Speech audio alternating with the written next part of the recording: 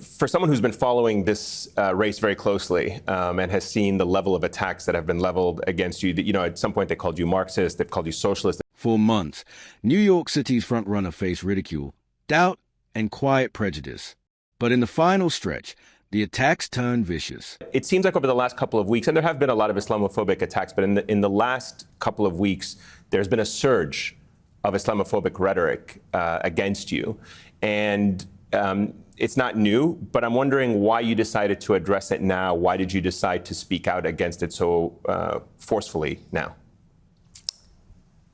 When I took a step back and listened to what was being said, outside of the question of electoral politics, outside of the question of the election, but just to the fact that major candidate for mayor in the Republican Party is slandering me as the first Muslim candidate on the verge of...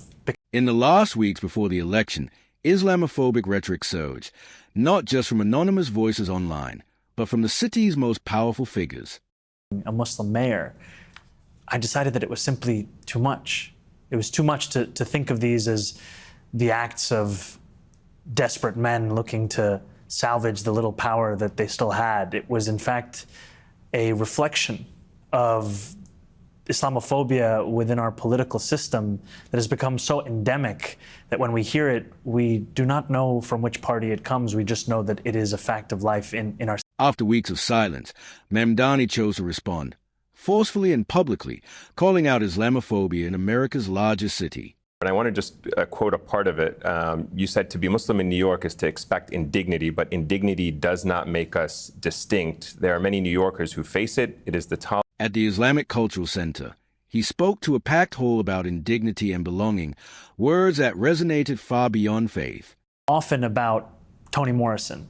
She said that the function of racism is distraction. And I think that that is true. So much of the unabashed bigotry we've seen in the last few days, whether from Curtis Lewa, Andrew Cuomo, Eric Adams, is a reflection of their own recognition that they do not have a plan to make the most expensive city in America affordable, or that their plan is in fact to make it more expensive. But Toni Morrison also said, I insist on being shocked. I refuse to accept that which would shock the conscience. And I too have oscillated between both of these quotes, the importance of running a campaign that speaks to each and every New Yorker's needs, and also a recognition of the fact that if we do not allow ourselves to be shocked by this kind of racism, then we are in fact accepting it as a fact of life, and that is something that... Quoting author Toni Morrison, he warned that racism is a distraction, a way to derail progress by forcing you to defend your right to exist. Any given morning, there's a crisis. And people's lives are at stake. God forbid another 9/11. Can you imagine Mamdani in the seat? Then came the clip that reignited the controversy, a former governor on radio implying Mamdani would cheer another 9/11. Party. Yes. I think Islamophobia is something that is endemic to politics across this country. And we have seen it normalized, we have seen it accepted, and it has come to a point where to speak up about it is seen as if you are making it into an issue, whereas in fact you are naming that which already exists. And so much of this is driven from an unwillingness to recognize that Muslims belong here in this city. And that's all that Muslim New Yorkers want. It's what every other New Yorker wants. It's equality and respect. And here in a city of 8.5 million people where... He didn't spare his own party either, naming Cuomo, Adams, and even Senator Gillibrand as participants in a culture of silence. I mean, this is all the Republican Party has to offer. Cheap jokes about Islamophobia so as to not have to recognize what people are living through. Attempts to pit people's humanity against each other. And I think... When asked why his critics stoke fear, Mamdani linked them all, Republicans and Democrats alike, under one banner, the politics of division. Has to offer. Cheap jokes about Islamophobia so as to not have to recognize what people are living through. Attempts to pit people's humanity against each other. And I think whether it's JD Vance or it's Andrew Cuomo, it is the same kind of politics. It's a politics of division. The reason that I've called Andrew Cuomo Donald Trump's puppet is not just because they share the same billionaire donors. It's not just because they see themselves in each other. It's also because their vision of leading a city or a country is one where you are only able to build a constituency by pitting it against another one. And that's what we're seeing in this moment. And let's just talk about the moment we have at hand. We have a Online influencers, radio hosts, and national figures amplified the noise, proof that hate had gone mainstream. I think there's an attempt to try to pit Muslims and Jews against each other in this city? I think there is, and I think what we see it is especially from Andrew Cuomo. He is someone who is looking to use anything that he can as a means by which to score political points. And I think it distracts from what makes this city so special, which is the understanding of so many of us who grew up here that it is in each other where we see ourselves, not just in the mirror, not just in the reflection, not just in those who share exactly every single identity or every single background, but rather in anyone who calls themselves a New Yorker. And what you have are two of the most complete examples of failed executives in recent New York City history competing against each other. When asked if he believed politicians were trying to pit Muslims and Jews against each other, his answer was a plea for solidarity. I am. I try not to think about it. And I try because I try and focus on what it is to lead this city. But also what I said outside of the mosque the other day was that there is only so much you can ignore. And I've had death threats to the extent that I have to travel around the city with armed security from the NYPD. We have had an arraignment of a man from Texas who made death threats to myself, to my wife, to my family. There continue to be more death threats. And these are death threats that are fanned by the kind of rhetoric that has become normalized in the city. I mean, you have someone the other day, an online influencer of sorts, Michael Rappaport, who said that I needed to be stopped by any means necessary. This is the language that is not only spoken, but frankly tolerated. And it is the very kind of language that is the basis for... But the threats are real.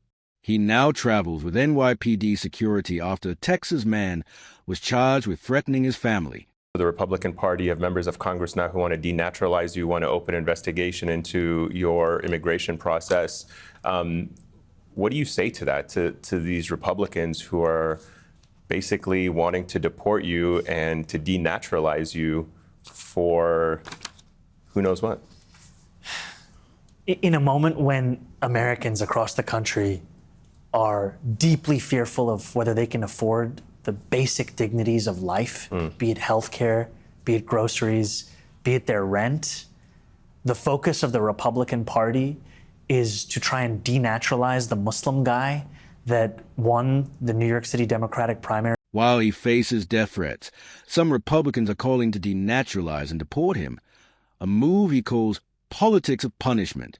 Democratic Party politics, you picked up a big endorsement of Hakeem Jeffries, a fellow New Yorker, but also minority leader in the House. It was one that a lot of people were waiting to see. I wanted to get your thoughts on that, that you are picking up that endorsement, what it says about your candidacy, but also the fact that there are still some very prominent New York politicians and senior members of the Democratic Party who have not endorsed you yet. I appreciate having Congressman Jeffries' endorsement, and it's endorsement that reflects the fact that this is an ever-expanding coalition.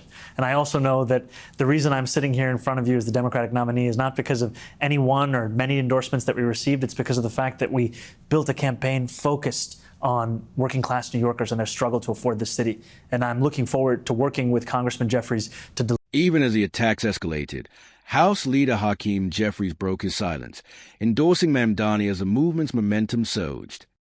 Let me ask you really quickly before I go. One last question. I know Eric Adams, on his way out, seems to want to try to maybe undercut your incoming administration. I believe he wants to appoint people to the New York City's rent guidelines board, potentially to try to block your rent freeze policy. What do you make of that? Lame duck mayor, but wants to try to maybe sabotage what you're running on and what you'd like to do for the city. Do you want to respond to that, and what do you make of it? I think it's a fitting end for a mayor who raised the rent on more than 2 million New Yorkers by more than 12%. A mayor who looks at one of the most obvious acts of inflaming the affordability crisis and says, in fact, that is not enough, who wants to leave as his legacy a even higher rent hike. And I continue to be just as confident as I was a week ago, a month ago, a year ago in our ability to deliver that rent freeze. But this is an example to New Yorkers of who Eric Adams is, who he is looking to serve. And his final fight before Election Day, protecting his rent freeze plan from outgoing Mayor Eric Adams' attempt to block it. Endorsements from New York politicians? Chuck Schumer? Anything I, in the works? I make no predictions. I can just tell you that early voting has started today, and now my focus is on the endorsement of every New Yorker. Go out there and vote. You got 10. Asked about more endorsements, he brushed it off with a smile. The only endorsement I want is from every New Yorker. 10 days until Election Day. Zoran Mamdani, thank you so much. Greatly appreciate it. Thank you. In a city divided by wealth and faith, Zoran Mamdani has made one thing clear. New York is not for sale. Not to billionaires, not to fear, and not to hate. This story is bigger than one election. It's a test of what New York believes about itself, who belongs, and who gets to lead. Next time, Mamdani's first 100 days. Can he turn campaign promises into policy, or will New York's power machine break him before he begins?